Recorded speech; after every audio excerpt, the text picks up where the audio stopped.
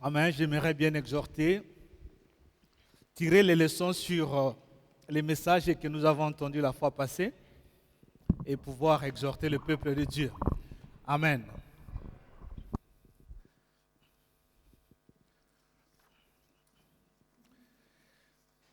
En référence par rapport à la parole que nous avons entendue de Jérémie,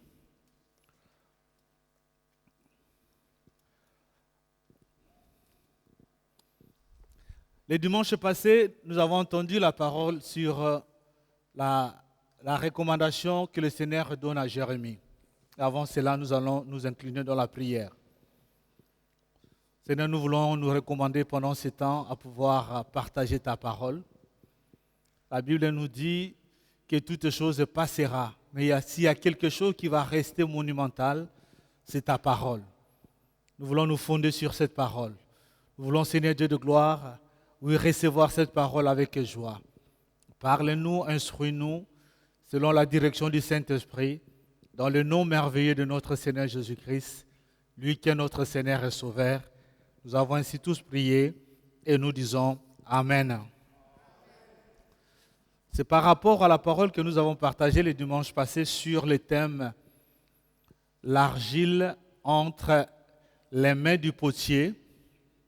Je voudrais aujourd'hui exhorter par ces versets sur le petit thème qui est un tout petit peu flatteux, le chef-d'œuvre de Dieu. Pourquoi je suis revenu sur ce thème, le chef-d'œuvre?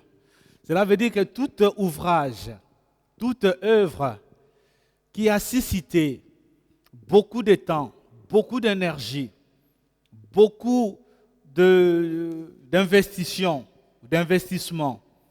on appelle ça une œuvre. C'est quelque chose qui a une grande valeur et c'est quelque chose qu'on peut présenter devant les autres personnes pour dire que oui, c'est une œuvre avec fierté.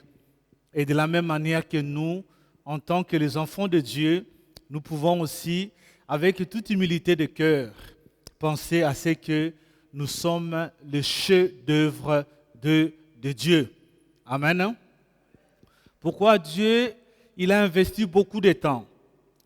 Dieu, il a investi l'essentiel pour pouvoir nous façonner, pour pouvoir nous créer à l'image de son Fils. Et nous pouvons nous dire, être fiers aujourd'hui, à dire que nous sommes l'ouvrage de ses mains et que nous sommes une créature si merveilleuse. Amen. La fois passée, j'ai recommandé l'Église à dire aux voisins que tu es l'argile entre les mains du Seigneur. Aujourd'hui, je vous recommande à pouvoir se dire en soi-même et dire à ton voisin que tu es une créature si merveilleuse. Dis à ton voisin que tu es une créature si merveilleuse. Tu es une créature si merveilleuse, Pasteur Isaac. C'est flatteuse, mais c'est la réalité, mon frère, ma soeur. Amen. En me fondant sur la méditation de la fois passée, je suis venu à pouvoir méditer ces pensées. Pourquoi? La fois passée, on a vu que l'argile qui était entre les mains du potier, le potier, il pouvait façonner cette argile. Même si cela venait à se faire que l'argile qui était façonnée dans les mains du potier puisse rater. Comme on a vu la fois passée, les vases qui étaient faits dans la main du potier n'avaient pas reçu. Mais la Bible nous a dit que le potier, il a repris les mêmes vases et il a refait un nouveau vase. Et de quelle manière il a refait un nouveau vase? Selon le modèle que lui-même il voulait. À ce moment-là, le vase qui a reçu selon le modèle que Dieu veut, il est devant Dieu un chef-d'œuvre de Dieu. Amen, amen. Nous allons le voir par rapport à quelques points. Comment pouvons-nous dire que nous sommes le chef-d'œuvre de Dieu par rapport à ces versets? On a vu que l'argile dans la main du potier, l'argile était la matière première. Et pour pouvoir arriver à avoir un produit fini, c'est-à-dire que les vases qui est bien fait, formé, et qui est passé par le four, on se sert de l'argile. Sans pouvoir avoir l'argile dans la main, on ne peut pas espérer de pouvoir faire un vase. Et cette argile que nous sommes, j'ai dit la fois passée, par rapport à la nature humaine, nous sommes faibles, nous ne sommes pas suffisants. Chacun de nous, il est venu dans le Seigneur avec certaines faiblesses, de la même manière que l'argile, avant de pouvoir être transformée, il a aussi des scories, c'est-à-dire des impuretés, il a aussi des saletés qu'on doit d'abord au départ enlever. Il en est de nous, de la même manière que l'argile. Mais voyons maintenant que nous pouvons considérer que nous sommes le chef-d'œuvre de Dieu parce que la Bible nous dit que nous avons du prix aux yeux de l'Éternel. Amen. La Bible déclare dans le livre d'Ésaïe au chapitre 43, le verset 4, « Parce que tu as du prix à mes yeux, parce que tu es honoré et que je t'aime, je donne des hommes à ta place et des peuples pour ta main. » Tu as du prix aux yeux de l'Éternel, mon frère, ma soeur. Cela veut dire que le Seigneur, il a investi énormément. Il a investi des valeurs qui sont inexprimables, qu'on ne peut pas imaginer pour que tu deviennes ce que tu es devenu. Le Seigneur, la Bible nous dit qu'il nous a rachetés avec le sang de son Fils Jésus-Christ. Je m'excuse.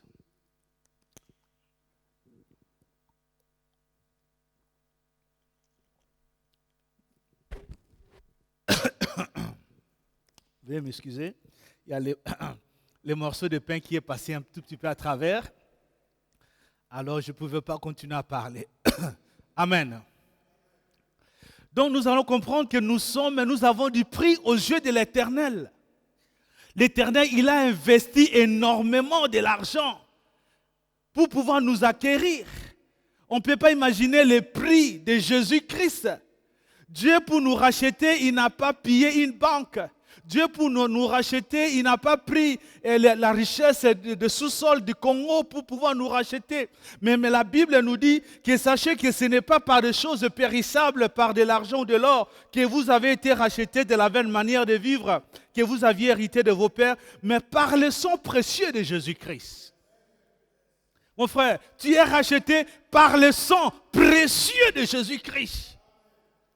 Si on compare la valeur de ce sang par rapport à tout ce qui peut exister dans ce monde, la valeur de ce sang, mon frère, ma soeur, a une valeur vraiment très, très, très, très grande que personne dans le monde est en mesure de pouvoir acheter ce sang. On ne peut pas estimer cela, merci pasteur.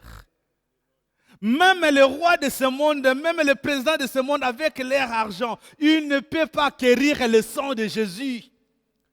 Mais Dieu a dépensé ce sang pour toi et pour moi, afin que nous puissions être rachetés de notre vaine manière, mon frère. Tu as du prix aux yeux de l'Éternel. Alors je voudrais t'encourager, mon frère. Il faut aussi s'estimer soi-même, que tu as de la valeur. Il ne faut pas voir tout simplement des négativités, des choses qui ne vont pas dans ta vie. Non, tu es unique. Dieu t'a fait unique. Que tu sois petit de taille ou grand de taille, tu es unique. Il ne faut pas envier les autres. Il ne faut pas penser que les autres ils sont mieux que toi. Tu es unique aux yeux de l'Éternel. Et aux yeux de l'Éternel, tu as de la valeur. Même si beaucoup de gens ils pensent que toi, tu es un vaurien, ils te donnent des surnoms parce que tu ne vales rien. Parce que tu ne portes pas un titre, c'est parce que tu ne portes pas cette cravate de pasteur, c'est parce que tu ne fais pas tomber les gens. Mais aux yeux de Dieu, tu es précieux. Dieu te voit grand. Dieu te voit grand. Alléluia. Comme tu es là, Dieu te voit grand. C'est pour cette raison, mon frère, tu es le chef-d'œuvre de Dieu lorsque tu vas arriver à la fin de la chaîne de production que le Seigneur va faire ou étalé devant nous. Amen. L'argile au début n'était qu'une matière première, mais nous allons voir que lorsque cette argile va être transformée par la main du Seigneur, il va sortir un vase. Et un vase, selon le modèle du Seigneur, ce vase va être précieux. D'où, je vais dire le deuxième point qui montre qu'on est encore précieux. Je parlais qu'aux yeux l'argile qui était à la main du potier. On devait aussi traiter cette argile pour séparer ce qui était mal ou les impuretés, les scories, en fait que l'argile il reste pure. Parce que Dieu avait besoin tout simplement de l'argile pure pour pouvoir la transformer sur son tour. Il avait versé aussi de l'eau. Parce que l'argile, pour être mélangée et devenir une pâte qu'on va couper en morceaux selon la grandeur. Pour une petite tasse, on coupait petit. Pour un grand vase qui pouvait contenir des litres, autant de litres, on coupait grand.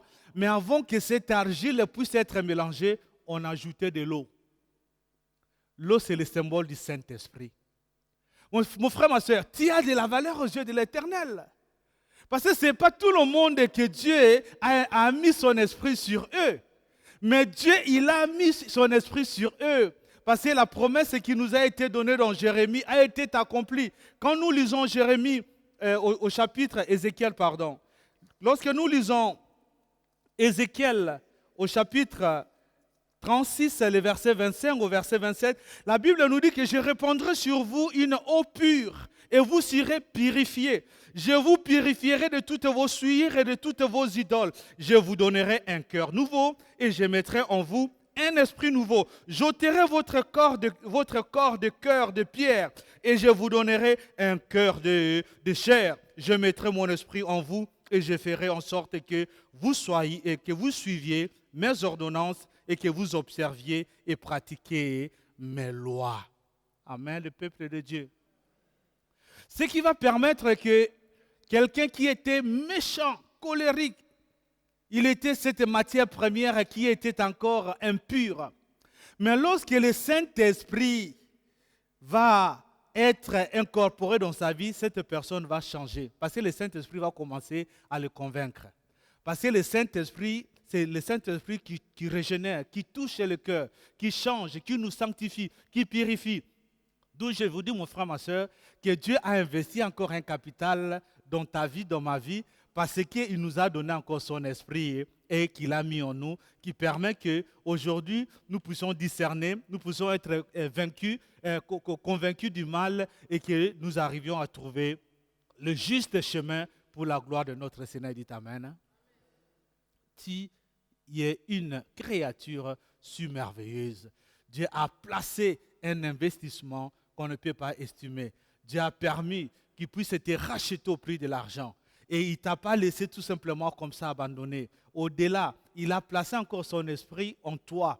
L'esprit de Dieu qui est en toi, qui te distingue. Tu permets qu'aujourd'hui tu sois un enfant de Dieu. Et cet esprit n'est pas donné à tout le monde. L'esprit de Dieu est donné tout simplement à ceux qui sont enfants de Dieu, qui ont reçu Jésus-Christ comme Seigneur et Sauveur. Voilà ce qui te valorise encore aujourd'hui d'être un enfant de Dieu et valorisant. Et par rapport à tout cela, mon frère, ma soeur, ayons la pensée de louer notre Seigneur, d'être reconnaissant notre Seigneur. Parce que nous ne méritons pas. Ce n'est pas par nos propres efforts, mais c'est une grâce de Dieu. Nous pouvons que louer Dieu. Dieu qui a investi son argent pour pas l'argent, qui a investi son Fils pour nous. Dieu qui a permis que le Saint-Esprit il puisse être incorporé en nous. C'est pour cette raison que le psalmiste dit « Je te loue de ce que je suis ». Louons Dieu de ce que nous sommes, mon frère, ma soeur. Nous pouvons qu'être reconnaissants de ce que nous sommes. Si nous réalisons, nous avons un privilège de se retrouver ici en Europe. Nous avons un privilège d'être un enfant de Dieu. Il y a des gens qui ne dorment pas. Il y a des gens qui n'ont pas la paix. Mais toi, tu es un privilégié. Tu es un chèvre de Dieu. Tu peux dormir comme un bébé parce que tu as la paix dans ton cœur. Parce que Christ est dans ton cœur. Il y a son esprit dans ton cœur. Tu as du prix aux yeux de l'Éternel. Tu es le chef-d'œuvre aux yeux de l'Éternel. Et en retour, mon frère, ma soeur, soyons reconnaissants à notre Seigneur. Dites Amen. Je suis reconnaissant à Dieu par rapport à ce qu'il a accompli dans ma vie. Je suis reconnaissant à Dieu et je suis prêt à lui rendre des actions de grâce parce qu'il m'a ramassé. J'étais quelqu'un qui était perdu, qui était mauvais. Mais lui m'a donné de la valeur. Mon frère, il y a quelques années en arrière, on pouvait se moquer de toi, de moi. On pouvait parler mal de toi parce que tu n'avais pas la valeur aussi longtemps qu'il y avait que le mal, tu courais que derrière le mal. Mais il y a quelqu'un qui t'a racheté, qui a investi son argent pour toi et il t'a donné aujourd'hui la valeur. Il est digne de recevoir ta louange, l'honneur et la magnificence pour la seule gloire qui dit un amen avec moi. Un amen gentil. Un amen qui fait trembler les démons. Alléluia. Et l'argile qui a été traitée, piétinée, où on a mélangé de l'eau, qui est devenue une pâte, il va finir sur le tour. Là, on va couper en morceaux selon la grandeur et la dimension. Et peu importe, je sais que la Bible nous dit, la Bible nous le dit dans le livre des Romains, par la même masse, Dieu est capable de pouvoir produire un vase qui est d'honneur et de la même manière produire un vase qui est d'un usage vil. Mais par la même masse, Dieu est capable de faire la différence, mon frère. Mais ce n'est pas pour rien que nous puissions regretter. Nous devons nous estimer être des privilégiés et errés et être vraiment des créatures merveilleuses. Soyons fiers, mon frère, ma soeur. Lorsque nous venons dans la présence du Seigneur, nous devons vraiment nous éclater et répandre nos cœurs, à louer le Seigneur, ce qu'il a fait pour toi. Il y a des gens qui sont au Congo, qui manquent l'essentiel. Il y a des gens qui sont dans des pays où il y a des guerres. Il y a des gens qui sont malades. Il y a des gens... Mais Dieu nous a fait cela, il nous a fait grâce. C'est le troisième point que je vais dire. Nous sommes une créature merveilleuse parce que Dieu, il a investi son Fils et le sang de son Fils. Dieu, il a investi son esprit en nous et nous sommes aussi une créature merveilleuse que j'ai dit, le chef-d'œuvre, parce que nous avons bénéficié de la grâce sur la grâce dans notre vie. Amen. Le tour, j'avais dit que c'est l'amour de Dieu. Le tour, j'avais dit, c'est l'amour et la grâce de Dieu. Et cet amour et la grâce de Dieu a été manifesté à la croix à travers l'œuvre de Jésus-Christ. Et cela, c'est une grâce. C'est une faveur. Nous ne méritons pas cela. Et cela m'amène à pouvoir montrer que c'est par la grâce que nous sommes ce que nous sommes. Si aujourd'hui nous pouvons vraiment nous réjouir d'être des créatures merveilleuses, c'est par la grâce. 1 Corinthiens chapitre 15, les versets 9 à 10. La Bible nous dit, « Car je suis le moindre des apôtres, je ne suis pas digne d'être appelé apôtre, parce que je persécutais l'Église de Dieu. » Mais écoutez ce qui suit, mon frère. Écoutez ce qui suit, ma sœur. La Bible nous dit, par la grâce de Dieu, je suis ce que je suis. Alléluia. Mon frère, c'est par la grâce de Dieu. Tu es ce que tu es aujourd'hui. Et sa grâce envers moi n'a pas été vaine, loin de là, j'ai travaillé plus que eux tous, non pas moi, toutefois, mais la grâce de Dieu qui est avec moi. Alléluia. Il y a de quoi à glorifier, à louer notre Seigneur. Si nous sommes ce que nous sommes aujourd'hui, tout simplement, c'est par la grâce de Dieu. Mon frère, ma soeur, tu es le fruit de la grâce. Que tu sois beau, belle, petit, grand, que tu sois riche ou que tu sois pauvre, que tu passes des temps de difficulté, des temps de bonheur ou d'aisance, ça, ce n'est que le fruit de la grâce de notre Seigneur. Et mon frère, ma soeur, laisse-moi te dire, soyons reconnaissants à notre Dieu qui a manifesté sa grâce pour nous. Et ne soyons pas jaloux, ne nous combattons pas. La grâce de Dieu, elle a été manifestée pour un chacun de nous. Il est question que nous puissions saisir cette grâce et exploiter cette grâce pour que nous puissions atteindre l'échelle que le Seigneur nous appelle. C'est par la grâce de Dieu que David est devenu ce qu'il est devenu. C'est par la grâce de Dieu que Moïse il est devenu ce qu'il est devenu. C'est par la grâce de Dieu que Joseph est devenu ce qu'il est devenu. C'est la faveur et l'amour de Dieu envers nous qui fasse que, mon frère, ma soeur, même si jusqu'à aujourd'hui, hier, j'étais un vase qui était raté, mais la grâce de Dieu est valable dans ma vie, qui va faire que cette grâce va me transformer. Qui dit Amen? C'est la grâce de Dieu qui fasse que ce qui était hier, même des bandits, des voleurs, fasse qu'aujourd'hui, la grâce de Dieu puisse permettre que la transformation puisse s'opérer dans leur vie et puisse devenir des serviteurs de Dieu. Nous n'avons pas à nous enorgueillir, mes bien-aimés, mais nous devons vraiment, avec un cœur humble, louer, glorifier Dieu qui, par sa grâce, a fait que nous soyons ce que nous sommes. Dites Amen. Par la grâce de Dieu que nous avons trouvé du travail. Par la grâce de Dieu que nous avons trouvé des maris et nous avons trouvé des femmes. C'est par la grâce de Dieu que nous pouvons avoir la facilité de rouler dans la voiture. C'est par la grâce de Dieu que nous pouvons habiter dans des maisons, dans des appartements. Ça, c'est le fruit de la grâce de Dieu. Et en retour, en réponse à cette grâce, je vous exhorte, le peuple de Dieu, mon frère, que nous soyons reconnaissants à notre Seigneur. Dites Amen. Le dernier point pour en finir. Et nous avons vu que l'argile a passé par les tours. Et ce tour, j'ai dit, c'est le symbole de la croix, c'est le symbole de l'amour, c'est le symbole de la grâce de Dieu qui a fait que nous soyons ce que nous sommes. Mais j'ai expliqué aussi le cinquième point, que l'argile, avant de pouvoir, quand il a été transformé par les mains de Dieu, même s'il arrivait qu'il ressuscite, cela veut dire qu'il tombe et il casse.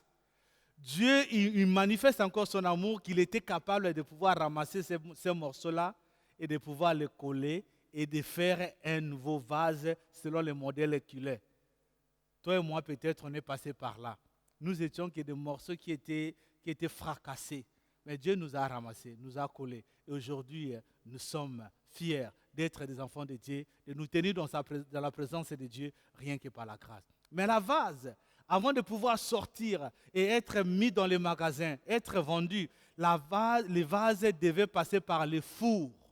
Cela veut dire que les vases, pour devenir durs, être endurcis, les vases ne suffisaient pas qu'ils soient placés devant le soleil, qu'ils deviennent durs. Non, ils devaient passer par les fours qui étaient les fours qu'on avait préparés à un degré qu'on ne peut pas imaginer. Et j'ai expliqué que ces fours, c'est l'image de la fournaise des épreuves que nous connaissons. Mais laisse-moi vous dire que nous voyons encore l'amour et la grâce de Dieu pour qu'aujourd'hui nous soyons reconnaissants à notre Seigneur. Malgré ces problèmes et ces difficultés, Dieu nous a gardés. Amen. Dieu nous a protégés. Et de quelle manière Dieu nous a protégés? Lorsque nous lisons dans Zacharie chapitre 2, le verset 8, la Bible nous montre que nous avons du prix, nous sommes précieux aux yeux de l'Éternel parce qu'il nous garde d'une manière vraiment extra. Zacharie chapitre 2, le verset 8, la Bible nous dit « Car celui qui vous touche, touche la prunelle de son œil. » Alléluia. La Bible nous dit en tant qu'enfant de Dieu, en tant que le chef-d'œuvre de Dieu, c'est lui qui vous touche. Il touche la prunelle de l'œil de Dieu. Cela veut dire, mon frère, nous sommes intouchables par rapport à l'amour et à la grâce de notre Seigneur. Hier, je l'ai dit pour que vous le souteniez dans la prière, il y a mon neveu, le footballiste, qui est tombé, a eu un accident grave. Mais avant cela, sa femme avait partagé quand même quelque chose avec moi pour dire que l'accident qu'il avait eu, si ce n'était pas la main de Dieu, ça pouvait être très grave. Il est tombé au foot d'une manière qui pouvait même perdre la vie sur place. Mais la main de Dieu était sur lui. Parce que c'est un chef-d'œuvre devant notre Seigneur. Parce que la main de Dieu était sur lui, l'accident ne pouvait pas le casser ou ne pouvait pas l'amener dans un état qui était difficile. C'est pour cette raison, mon frère, le Dieu qui te garde, le Dieu qui nous protège, mon frère, ma soeur, lorsque nous demeurons attachés à lui, par rapport à tout ce qu'il fait, nous devons être reconnaissants par rapport à lui. Et la Bible dit encore dans Psaume 139, le verset 5, « Tu m'entoures par derrière et par devant et tu mets ta main sur moi. » Parce que tu as de la valeur aux yeux de l'Éternel. Parce que tu as du prix aux yeux de l'Éternel. Mon frère, il faut le louer. Je te loue de ce que je suis. Parce que je te loue, parce que je suis une créature merveilleuse. Parce que tu m'entoures par derrière et par devant. Et que tu mets ta main sur moi. Et la Bible nous dit à ce moment-là que même lorsqu'il y aura des problèmes, des difficultés, il n'y a rien qui peut nous atteindre. Psaume chapitre 91, celui qui demeure à l'abri du Très-Haut repose à l'ombre du Tout-Puissant. Amen, le peuple de Dieu. Voilà quelques raisons qui doivent nous pousser à pouvoir être reconnaissants à notre Seigneur. Le Seigneur nous a tant aimés, il a investi un prix que personne au monde ne pouvait payer pour nous. Ni mon père, ni ton père, ni ta mère n'étaient en mesure de payer ce prix-là. Parce que tu es racheté à un grand prix. Amen. Et personne ne pouvait permettre que ta vie change, si ce n'est que Dieu qui a placé son esprit en toi. On voit qu'une personne qui ne marche pas selon l'esprit de Dieu, c'est une personne qui est incontrôlable. De la même manière que l'argile. Si on ne met pas l'eau dans l'argile, l'argile ne peut pas être malléable. On ne peut pas manipuler l'argile. Il faut qu'on mette l'eau dans l'argile pour permettre qu'elle devienne molle, que la pâte, que les petits points d'argile soient mélangés, soient unis. C'est la même manière que le Saint-Esprit fait. N'oubliez pas dans Éphésiens chapitre 3, le verset 4, la Bible nous dit de pouvoir conserver l'unité de l'Esprit. Cela veut dire que le Saint-Esprit nous lie avec notre Père. Amen. Le Saint-Esprit permet que nous puissions être liés entre nous, être liés avec notre Père. Et c'est à ce moment-là que nous pouvons nous valoriser que nous sommes une église. Une église qui n'est pas liée avec le Père. Une église qui n'est pas liée entre les membres de l'église n'est pas une église qui peut prétendre être glorieuse. Voilà, et la grâce de Dieu, le tour qui a permis que cette masse d'argile qui tournait tout autour et qui était protégée par une main. J'ai aimé le travail de mon frère Reto, que le Seigneur te bénisse. Rentrez dans notre site www.lemessagerbadenc.ch. Vous allez voir, il a mis ces messages et avec l'image du potier qui travaille sur le tour. On comprend à ce moment-là qu'il y a la main gauche qui est en train d'entourer, de garder. Et la main droite, ce sont les doigts de ces mains droites qui façonnent d'une manière méticuleuse l'argile qui tourne tout autour. C'est ça l'amour de Dieu. Il nous a façonnés, comme j'écris là, il nous a formés. C'est toi qui nous as formés. Qui a formé mes reins, qui m'a tissé dans le sein de ma mère. C'est-à-dire d'une manière miraculeuse. Si on voit même la conception d'une personne, on peut que louer et glorifier Dieu. Là où je vous exhorte, mon frère, c'est bien de pouvoir contempler, louer toute la créature de Dieu. Mais tournons vers nous, pas dans le sens de pouvoir nous valoriser, mais pour reconnaître que nous sommes des créatures merveilleuses et nous pouvons louer Dieu de la manière que Dieu a fait pour nous, que ce soit physiquement, que ce soit spirituellement, que ce soit dans beaucoup de choses, mon frère. C'est une grâce et c'est une faveur et il est digne de recevoir la grandeur, la force au nom de Jésus. Amen. Nous allons prier notre Seigneur. Nous allons louer. Dis ce qu'il ne fût qu'un mot. Je te loue de ce que je suis une créature merveilleuse. Mon frère, sois fier de toi. Tourne vers toi. Regarde-toi, tu n'es pas malade. Il y a des gens qui n'ont qu'une seule main. Toi, tu as les deux mains, tu as les deux pieds. Il y a des gens qui n'ont pas de nez. Il y a des gens qui n'ont pas les yeux. Ce sont aussi des créatures merveilleuses. Ils ont droit aussi de le dire. Mais toi encore, quand tu te regardes, tu rentres dedans de toi, tu peux que dire merci. Dis à notre Seigneur, aujourd'hui je te dis merci. Je te dis merci par rapport à tout ce que tu as créé dans ma vie. Je te dis merci par rapport à ta grâce. Je te dis merci par rapport à ta bonté. Je te dis merci par rapport à ta protection. Je te dis merci par rapport à l'Église, à la famille de Dieu. Nous sommes en train de prier au nom de Jésus-Christ, notre Seigneur. Nous prions notre Seigneur.